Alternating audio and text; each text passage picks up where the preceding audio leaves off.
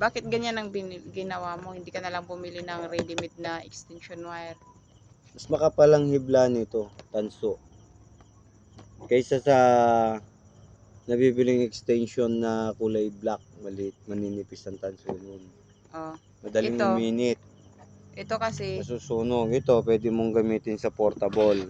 mas makapal ang Tanso niya, kapal pang balat. So ibig pagka mas makapal ang tanso, mas expensive ng kaunti. Nakalagay nga dun sa box niya, pang heavy duty. Yung Ito. yung wire na yan.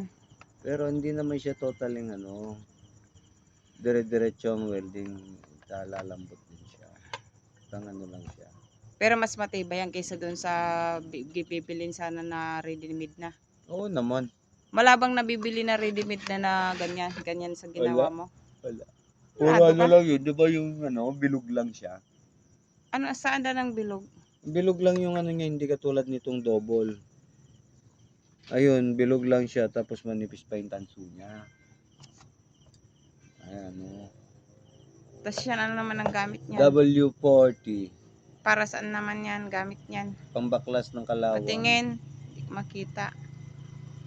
O, pambaklas daw ng kalawang. Kasi hindi ko na mabuksan yung mga pintuan doon. Kaya bukas, bago ako mag-welding, babarang ko na para magalaw-galaw na siya. So ayan guys, at ginawa niya po. Bumuo na po siya ng Ginawa ko na para bukas. Para bukas welding. Binili niya pong chop-chop. Tapos binuo na niya ng ganyan. Ayan guys, bukas gagawin na niya.